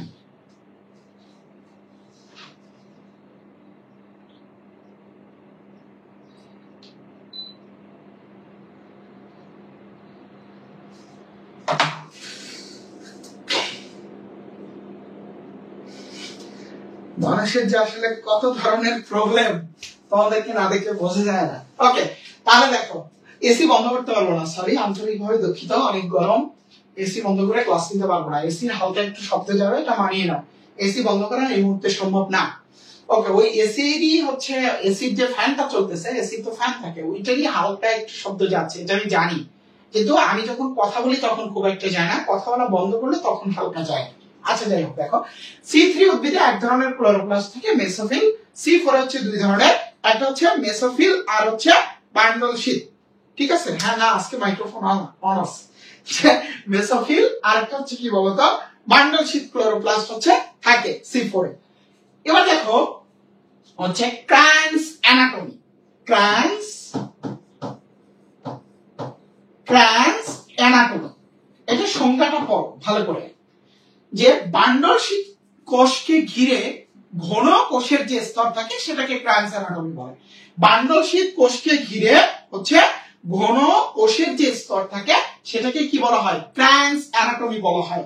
যে বান্ডল শীট কোষকে ঘিরে ঘন কোষের যে স্তর থাকে সেটাকে ক্রান্স অ্যানাটমি বলে। তাহলে দেখো C3 তে যেহেতু বান্ডল শীট কোষ নাই, দ্যাটস ওয়াই তার কি ক্রান্স অ্যানাটমিও নাই। তাহলে ক্রান্স অ্যানাটমি থাকবে কার বলতো, C4 এ। ওকে, তারপরে দেখো ফটো রেসপিরেশন, ফটো রেসপিরেশন এটা C3 তে ঘটে, C4 এ নাই। ভাইয়া ফটো রেসপিরেশন মানে কি? ফটো মানে আলো, রেসপিরেশন মানে কি শ্বসন, তার মানে আলোর উপস্থিতিতে শ্বসন, আলোর উপস্থিতিতে অক্সিজেন গ্রহণ, কার্বন ডাই অক্সাইড ত্যাগ, এটাকে বলা হয় হচ্ছে ফটো রেসপিরেশন। ফটো রেসপিরেশন বা আলোর উপস্থিতিতে কি বলতো, শ্বসন, আলোর উপস্থিতিতে শ্বসন। ওকে, এবার আসো C3 এর ক্ষেত্রে প্রথম CO2 গ্রহীতা, ঠিক আছে, CO2 গ্রহীতা RUBP on 5 ribulose on 5 bisphosphate. আর C4 এর ক্ষেত্রে প্রথম কার্বন ডাই অক্সাইড গ্রহীতা হচ্ছে ফসফোইনাল পাইরুভেট বা PEP, ফসফোইনাল পাইরুভেট বা PEP। তার মানে দেখো C4 এর ক্ষেত্রে, C3 এর ক্ষেত্রে প্রথম কার্বন ডাই অক্সাইড গ্রহীতা হচ্ছে RUBP on 5 মানে রাইবোলোজ on 5 বিসফসফেট, আর C4 এর ক্ষেত্রে হচ্ছে ফসফোইনাল পাইরুভেট। এটার ক্ষেত্রে প্রথম স্থায়ী পদার্থ, এটার ক্ষেত্রে প্রথম স্থায়ী পদার্থ হচ্ছে 3 কার্বন বিশিষ্ট ফসফোগ্লিসারিক অ্যাসিড, আর এইটার ক্ষেত্রে 4 কার্বন বিশিষ্ট অক্সালো অ্যাসিটিক অ্যাসিড, 4 কার্বন বিশিষ্ট অক্সালো অ্যাসিটিক অ্যাসিড, 4 কার্বন বিশিষ্ট অক্সালো অ্যাসিটিক অ্যাসিড। এবার চলো আমরা একটা ম্যাজিক দেখি। এই C3 এর অপটিমাম টেম্পারেচার কত? উভয় পাশে লেখো 0 থেকে 5। C4 এর ক্ষেত্রে উভয় পাশে লেখো 0 থেকে 5। এবার তোমরা কমেন্ট করে জানাও তো যে 0 থেকে 5 এর মধ্যবর্তী সংখ্যা কোনগুলো, বলো বলো। যে C3 C4 এর কিচ্ছু পারে না, এই পার্থক্যটা মুখস্থ করবে, আজকে আমি যতটুকু লিখে দিব এটা মুখস্থ করবা, হয়ে যাবে। বলো যে হচ্ছে 0 থেকে 5 এর মধ্যবর্তী সংখ্যা কোনগুলো, বলো 0 থেকে 5 এর মধ্যবর্তী সংখ্যা কোনগুলো। আচ্ছা দাঁড়াও, তোমাদের সাউন্ড সমস্যা একটু নিবারণ করি। এখন রুম কিছুটা ঠান্ডা আছে, এখন এসিটা বন্ধ থাক, কিন্তু যখন আমার গরম লাগবে তখন আমার দিতে হবে। আচ্ছা বলো C4 এর হচ্ছে মানে এই C3 0 থেকে 5 এর মধ্যবর্তী সংখ্যা কত কত? এই যে ফাইদ খান কমেন্ট করছে 1 2 3 4, 1 2 3 4। ওকে গুড, তাহলে দেখো 1 2 3 4, শেষ, টেম্পারেচার হয়ে গেল। 1 2 3 4, 1 2 3 4, টেম্পারেচার হয়ে গেছে। 1 2 3 4, টেম্পারেচার হয়ে গেছে। এবার দেখো C3 চক্র চলার জন্য কার্বন ডাই অক্সাইডের ঘনত্ব লাগবে 50 থেকে 150 ppm, মানে মিনিমাম কত 50। C4 এর ক্ষেত্রে লাগবে 0.10 থেকে 10 ppm, তার মানে মিনিমাম কত 0.10, 0.10, ঠিক আছে 0.10। সো এই জিনিসগুলো হচ্ছে আমরা একটু মনে রাখবো। ওকে, এই টপিকস এর একদমই আমরা শেষের দিকে চলে আসছি। এবার আসো, এটা তো ক্লিয়ার এই ছকটা, ঠিক আছে, এই ছকটা কিন্তু ক্লিয়ার, ঠিক আছে ক্লিয়ার। এবার দেখছো ম্যাজিক, দেখছো, তোমাদেরকে এই ম্যাজিক দেখাতে চাইছিলাম আমি, বুঝতে পারছো, এই ম্যাজিক দেখাতে চাইছিলাম। ওকে, এবার আসো C4 এর হচ্ছে এক্সাম্পল, উদাহরণ, ঠিক আছে মনে রাখবা, আখি মনকে দুইবার ভুয়া চিঠি দিল। ঠিক আছে, আখি মনকে দুইবার ভুয়া চিঠি দিল। আখি দিয়ে হচ্ছে কি আখ, মন দিয়ে হচ্ছে মুথা ঘাস, ন দিয়ে হচ্ছে নট শাক, দুইবার দিয়ে হচ্ছে দুর্ভা ঘাস, ভুয়া দিয়ে হচ্ছে ভুট্টা, চিঠি দিয়ে হচ্ছে চীনা বাদাম, দিল দিয়ে হচ্ছে ডাটা শাক। তার মানে দেখো যে C4 উদ্ভিদের হচ্ছে এক্সাম্পল গুলো কি কি? আখি মনকে দুইবার ভুয়া চিঠি দিল। তোমরা আমার মেয়েদেরকে ভুয়া চিঠি টিঠি দাও নাকি? আখি দিয়া মনের ম দিয়ে মুথা ঘাস, ন দিয়ে নট শাক, দুইবার দিয়ে দুর্ভা ঘাস, ভুয়া দিয়ে ভুট্টা, চিঠি দিয়ে চীনা বাদাম, দিল দিয়ে ডাটা শাক। এরা হচ্ছে কি উদ্ভিদ? C4 উদ্ভিদ। এরা কি উদ্ভিদ? C4 উদ্ভিদ। এবার খেয়াল করো, C4 এর মধ্যে আবার 3 প্রকার গতিপথ লক্ষ্য করা যায়। C4 এর মধ্যে কত প্রকার গতিপথ লক্ষ্য করা যায়? আমি শর্টকাটে লিখব, C4 এর মধ্যে 3 প্রকার গতিপথ হচ্ছে লক্ষ্য করা যায়। সো সেই 3 প্রকার গতিপথটা কি? NADP malic enzyme, NAD malic enzyme, phosphoenol pyruvate carboxykinase, তাহলে দেখো যে এই C4 উদ্ভিদের মধ্যে 3 ধরনের গতিপথ লক্ষ্য করা যায়। তাহলে কি? NADP malic enzyme, NAD malic enzyme, PPCK phosphoenol pyruvate carboxykinase. তাহলে NAD ম্যালিক এনজাইম কোনগুলো আর NAD ম্যালিক এনজাইম কোনগুলো? প্রথমে আমরা NAD, এটা মনে রাখবা, আমি কাউরে চিনি না, আমি কাউরে চিনি না। ঠিক আছে, আমি কাউরে চিনি না। NAD হচ্ছে কি? আমি কাউরে চিনি না। এই যে ম দিয়ে হচ্ছে মিল্লাত, কায়ের ক দিয়ে হচ্ছে কাউন, আর চিনি না দিয়ে হচ্ছে সিনা। তার মানে হচ্ছে আমি কাউরে চিনি না। NAD ম্যালিক এনজাইমের এক্সাম্পল হচ্ছে আমি কাউরে চিনি না, আমি কাউরে চিনি না, মিল্লাত, কাউন, চিনা। ফসফোইনাল পাইরুভেট কার্বক্সিকাইনেস হচ্ছে গিনি ঘাস, ফসফোইনাল পাইরুভেট কার্বক্সিকাইনেস হচ্ছে গিনি ঘাস। ওকে, আর হচ্ছে NAD ম্যালিক এনজাইম হচ্ছে ভুট্টা, ইক্ষু, সরগম, ক্র্যাক ঘাস। এগুলো মনে রাখবা, এই দুইটা মনে রাখবা যে NAD হচ্ছে আমি কাউরে চিনি না, মিল্লাত, কাউন, চিনা, আর PPCK গিনি ঘাস। আর এর বাইরে যা আছে সব হচ্ছে NADP, হচ্ছে তোমার ভুট্টা, ইক্ষু, সরগম, আর হচ্ছে কি বলতো ক্র্যাব ঘাস। শেষ শেষ শেষ শেষ, আমাদের এই টপিক শেষ। সবাই ক্লিয়ার কিনা? ভাইকে লাভ রিয়াক্ট এবং কমেন্ট করে জানা দাও যে সবাই ক্লিয়ার কিনা। দ্রুত দ্রুত দ্রুত দ্রুত দ্রুত সবাই ভাইকে কমেন্ট করে জানা দাও এবং লাভ রিয়াক্ট দিয়ে জানা দাও যে তোমরা সবাই ক্লিয়ার কিনা, তোমরা সবাই ক্লিয়ার কিনা, তোমরা সবাই ক্লিয়ার কিনা। ভাইয়াকে লাভ রিয়াক্ট এবং হচ্ছে কমেন্ট করে জানা দাও। ওকে, এরপর হচ্ছে একদম লাস্ট টপিকস, হচ্ছে শ্বসন। 10 মিনিটের মধ্যে শেষ করে ফেলবো। দেখো, প্রথমে শ্বসনের সংজ্ঞাটা করবা অ্যাজ ইউজুয়াল, যেগুলো জানি। শ্বসন 2 প্রকার, সবাত এবং হচ্ছে কি অবাত। সবাত শ্বসন বলতে আমরা কি বুঝি? যে শ্বসনে অক্সিজেনের প্রয়োজন হয় সবাত শ্বসন, যে শ্বসনে অক্সিজেনের প্রয়োজন হয় না তাকে আমরা কি শ্বসন বলে থাকি? অবাত শ্বসন। তাহলে দেখো, সবাত শ্বসন, ক্লাস শেষে সবাই 5-10 মিনিট থাকবে, তোমাদের সাথে কথা আছে আমার। সবাত শ্বসনের বিক্রিয়া, যে শ্বসনে অক্সিজেনের প্রয়োজন পড়ে সেটাকে সবাত শ্বসন, যে শ্বসনে অক্সিজেনের প্রয়োজন পড়ে না সেটাকে আমরা কি বলতেছি? অবাত শ্বসন। সবাত শ্বসনে এটিপি তৈরি হয় কত? 36। অবাত শ্বসনে এটিপি তৈরি হয় কয়টা? 2টা। অবাত শ্বসনে এটিপি তৈরি হয় কয়টা? 2টা। এবার আসো, এই সবাত এবং অবাত উভয় শ্বসনেরই একটা প্রথম ধাপ আছে, নাম হচ্ছে গ্লাইকোলাইসিস। সবাত এবং হচ্ছে অবাত, এই উভয় শ্বসনেরই প্রথম ধাপের নাম হচ্ছে কি বলতো? গ্লাইকোলাইসিস। এখানে 1 অণু গ্লুকোজ জারিত হয়ে 2 অণু পাইরুভিক অ্যাসিড তৈরি হয়। 1 অণু গ্লুকোজ জারিত হয়ে 2 অণু পাইরুভিক অ্যাসিড তৈরি হয়। এই হচ্ছে গ্লাইকোলাইসিসের 9টা বিক্রিয়ায় 10টা এনজাইম কাজ করে। গ্লাইকোলাইসিসে 9টা বিক্রিয়া 10টা এনজাইম কাজ করে। গ্লাইকোলাইসিসের মধ্যে 1, 3, 9 এই বিক্রিয়াগুলো একমুখী, বাকিগুলো হচ্ছে দ্বিমুখী। তাহলে কি বলছি, 1 অণু গ্লুকোজ জাইটোমে 2 অণু পাইরুভিক অ্যাসিড তৈরি করে। এই গ্লাইকোলাইসিসের 9টা বিক্রিয়ায় 10টা এনজাইম লাগে। এই গ্লাইকোলাইসিসের 1, 3, 9 এই 3টা বিক্রিয়া একমুখী, বাকি বিক্রিয়াগুলো কি দ্বিমুখী বা উভমুখী। আর গ্লাইকোলাইসিস সবাদ এবং অবাদ উভয় শ্বসনেরই প্রথম ধাপের নাম হচ্ছে কি বলতো, গ্লাইকোলাইসিস। ওকে, তারপরে আমরা কিছু র্যান্ডমলি কিছু তথ্য হচ্ছে জেনে নিই, যেমন হচ্ছে ক্রেবস চক্র। এগুলো কিন্তু সবাদ শ্বসনের ধাপ আর কি। দেখো ক্রেবস চক্র, এটার আরেকটা নাম আছে সাইট্রিক অ্যাসিড চক্র, ট্রাইকার্বক্সিলিক অ্যাসিড চক্র, সাইট্রিক অ্যাসিড চক্র, তারপরে হচ্ছে কি বলতো ট্রাইকার্বক্সিলিক অ্যাসিড চক্র। এটা হচ্ছে ধাপ আর কি।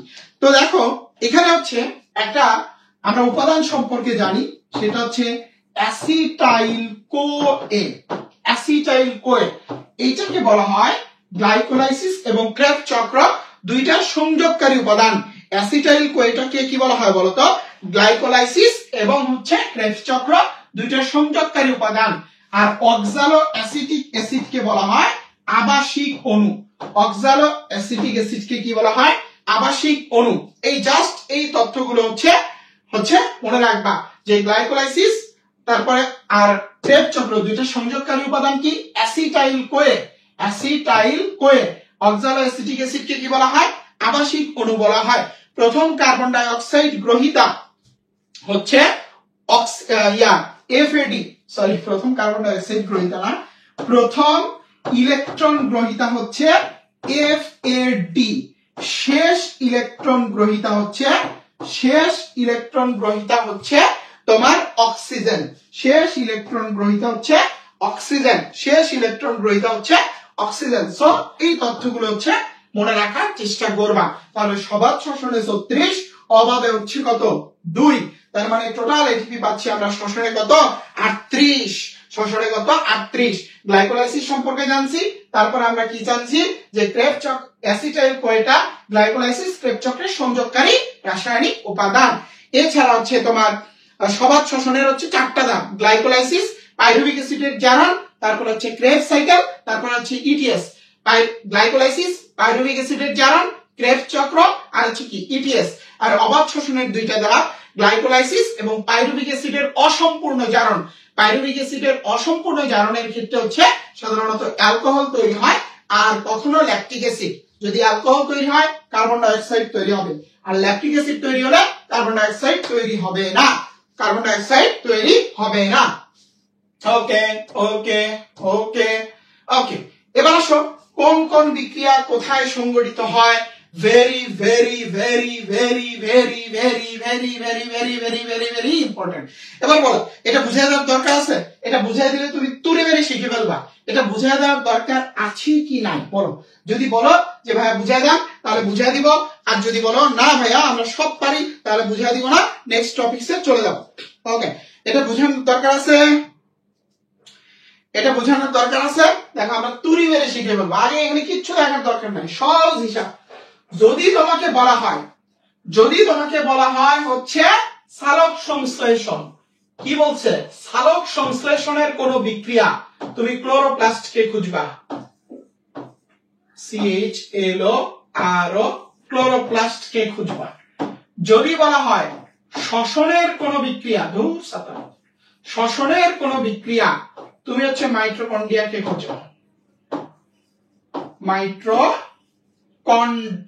খোঁজো, তাহলে দেখো সালোক সংশ্লেষণের বিক্রিয়া যদি বলা হয় তাহলে হচ্ছে তুমি ক্লোরোপ্লাস্টকে খুঁজবা, শ্বসনের বিক্রিয়া বলে মাইটোকন্ড্রিয়াকে খুঁজবা, হিসাব বরাবর। এবার মিলাও, ইটিএস কিসের বিক্রিয়া, শ্বসন মানে কোথায় ঘটবে, মাইটোকন্ড্রিয়া। সালোক সংশ্লেষণ এটা কিসের বিক্রিয়া, সালোক সংশ্লেষণের বিক্রিয়া কোথায় ঘটবে, ক্লোরোপ্লাস্টে। আলোক নির্ভর অধ্যায় কিসের বিক্রিয়া, সালোক সংশ্লেষণ, তাহলে কোথায় ঘটতেছে, থাইলাকয়েডে কেন ঘটতেছে, কারণ থাইলাকয়েড হচ্ছে ক্লোরোপ্লাস্টের একটা পার্ট, থাইলাকয়েডটা হচ্ছে কি ক্লোরোপ্লাস্টের একটা পার্ট। আলোক নিরপেক্ষ অধ্যায় কিসের বিক্রিয়া, সালোক সংশ্লেষণের, তাহলে এটা কোথায় ঘটবে, ক্লোরোপ্লাস্টেরই কোন অংশ ঘটবে, এই যে ক্লোরোপ্লাস্টের স্ট্রোমা। ওকে, তারপর আসে শ্বসন।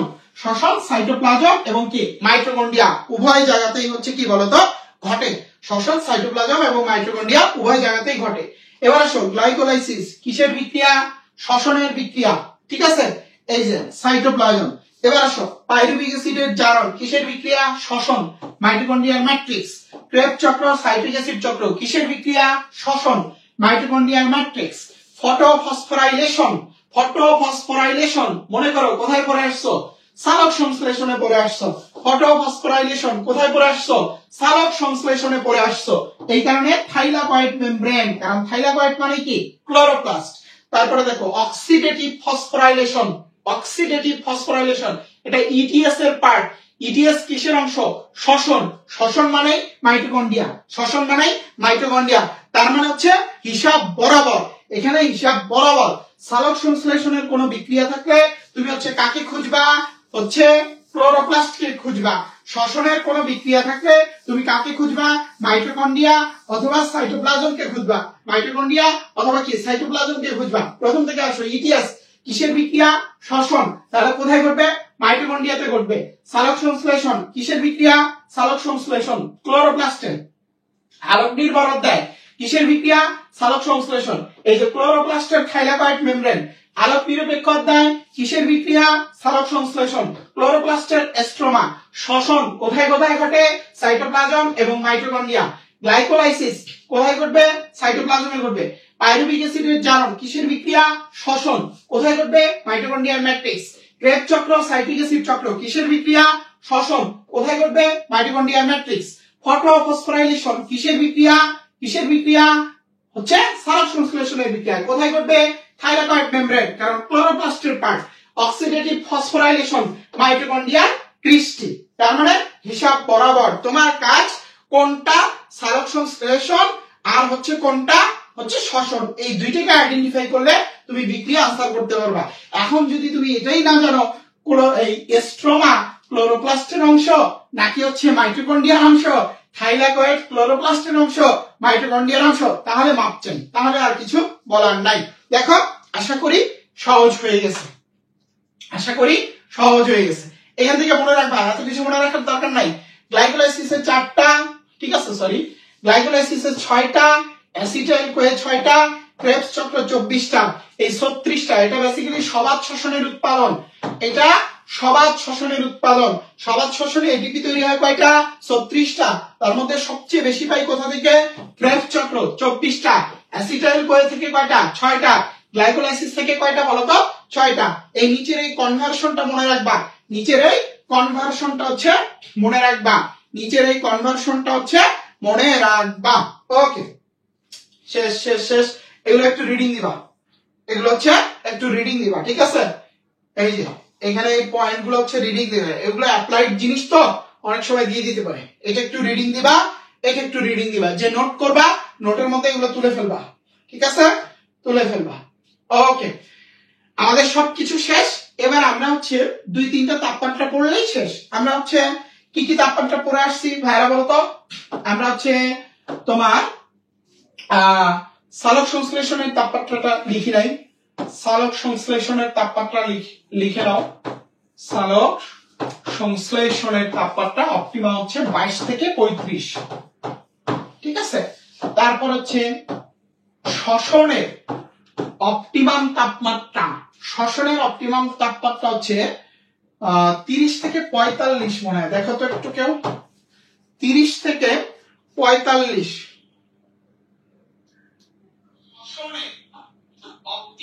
তোদের যে ভাই কত সমস্যা, স্পষ্ট সাউন্ড শোনা যাচ্ছে, তারপরে আরেকজন কমেন্ট করতেছে সাউন্ড নাই, ঠিক আছে? I have nothing to say. Okay, দাঁড়াও, শ্বসনের টেম্পারেচারটা আমি একটু দেখি।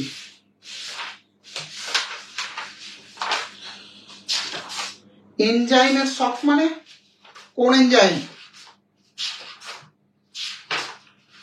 কোন এনজাইম?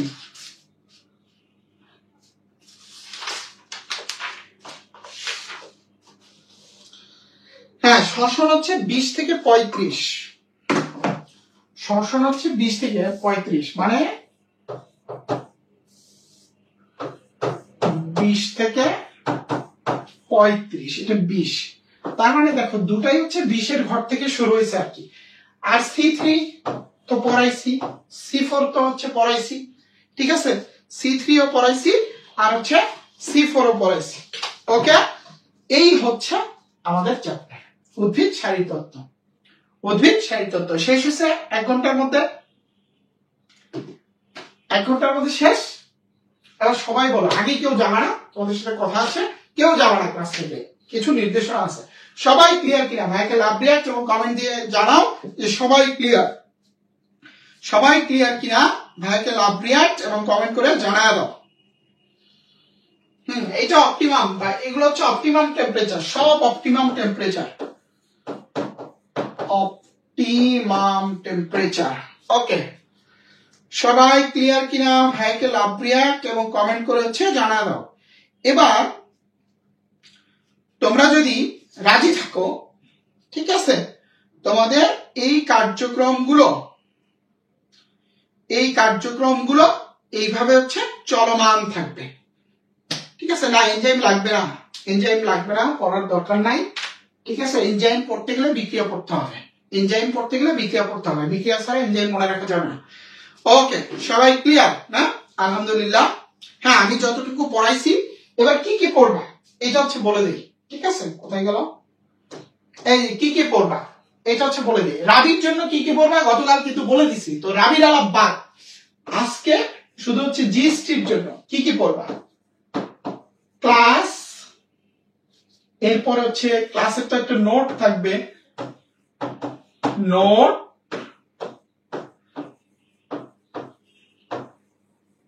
ম্যাগনেটিক ফাইল,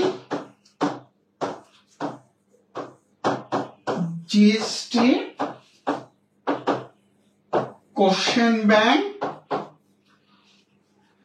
এটা কিন্তু সব জিএসটির আন্ডারে যে ভার্সিটি গুলো ছিল সবার কোশ্চেন, ঠিক আছে, ঠিক আছে, সব। তারপরে হচ্ছে জিএসটি কোশ্চেন ব্যাংক, এরপর হচ্ছে এক্সাম দিবা আমাদের, এরপরে হচ্ছে এক্সাম দিবা। তাহলে দেখো জিএসটির হচ্ছে কি কি পড়বা, যে ক্লাস পড়বা, নোট পড়বা, ম্যাগনেটিক ফাইল পড়বা, ওই কৃষির জন্য যে ম্যাগনেটিক ফাইলটা দেওয়া সে হচ্ছে ম্যাগনেটিক ফাইলটা হচ্ছে পড়বা। হ্যাঁ, আমিও একটু, আচ্ছা শ্বসন 20 থেকে 45টা, আমি তো শেষে 45 লিখছিলাম, একটু মেইন বইতে দেখো তো শ্বসন কত দেওয়া, 20 থেকে 45 নাকি 20 থেকে 35? না 35ই হবে, 35ই হবে। ওকে, হ্যাঁ, এগ্রির জন্য যেটা দিছি ওটাই পড়বা। এগ্রির সাথে কিন্তু জিএসটি তে, মানে এগ্রির জন্য যে ম্যাগনেটিক ফাইল ওখান থেকে অনেক বেশি কমন পাবা জিএসটি তে, বুঝতে পারছো? এগ্রির সাথে জিএসটির কোশ্চেন প্যাটার্নে অনেক মিল আছে, সো এই প্যাটার্নে হচ্ছে পড়বা। তাহলে এক্সাম গুলো কোথা থেকে দিবা দেখো, আমি যদি বলি, এই যে এটা হচ্ছে তোমাদের রুটিন। শোনো, এই রুটিনে যা কিছু আছে সব ফ্রি, এই রুটিনে যা কিছু লেখা আছে সব ফ্রি। এটা ডিপেন্ড করবে তোমাদের উপর, তোমরা যদি রেসপন্স ভালো করো, উপস্থিতি ভালো থাকো, তাহলে আমরা সব ফ্রি দিব।